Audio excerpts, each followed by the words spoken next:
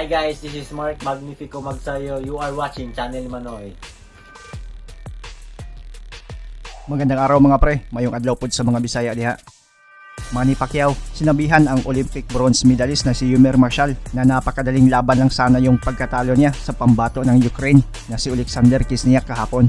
Kinumpirma ito mismo ni Marshall nang magkausap daw sila through phone pagkatapos ng laban.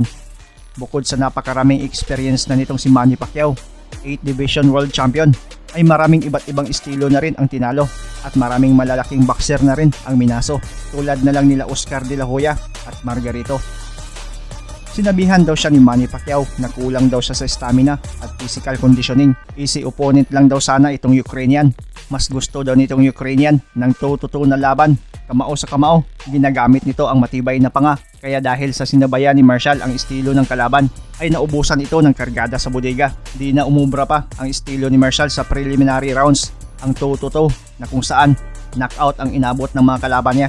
Dahil sa ang ganitong estilo ay ang paborito mismo ng Ukrainian, pisikalan talaga at ubusan ng lakas. Kung ang estilong run and gun sana ang ginamit o yung estilong ginamit ni Pacquiao sa laban niya kay Margarito sa halip na toe-to-toe ay napaka-easy lang daw ang panalo kontra sa Ukrainian. Dagdag pa ni Marshall na sinabihan umano siya ni Manny Pacquiao na kung magkikita sila ulit ay tuturuan daw siya nito. Masaya daw siya sa mga sinabi ni Pacquiao sa kanya. Napaka-importante daw ng mga advice niya at na-inspire daw siya dito. Matapos ang laban sa Tokyo ay focus na naman daw siya sa susunod niyang laban sa pro under sa MP promotion ni Manny Pacquiao at planong lalaban bago magtapos ang taong 2021. Dagdag pa ni Marshall na kung bibigyan ulit siya ng pagkakataong makalaban at may presenta ulit ang bansang Pilipinas sa Olympic ay kakasahan daw niya agad ito.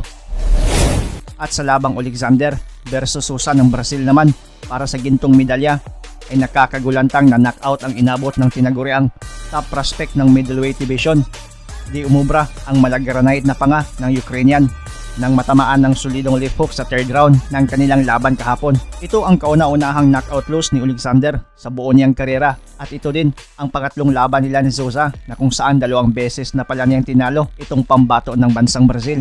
Una noong 2019, pangalawa noong 2020. Pero isang malupit na wristback ang inabot niya sa pangatlo nilang pagtutuos at sa Olympic pa mismo nangyari. Isang malutong na gintong medalya para sa bansang Brazil mula sa 23 anyos na si Herbert Souza. Shoutout kay Boy Astig PH, Jinmer Jan Garcia from Macau, Rixiskin Lumungsod, Andy Aquino, Chef Alan Vlogs, Jung Ala, Sosia Ramil, Paul Kobong, Lyric Ertex.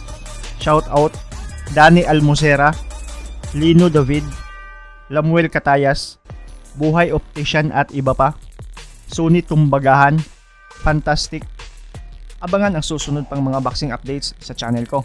Huwag kalimutang i-like ang ating video at pakipindot na rin ang subscribe button kung ikaw ay bago para umabot na tayo sa 200,000 dito sa munting tahanan ko. Maraming salamat sa panonood at suporta mga pre. As always, amping firme.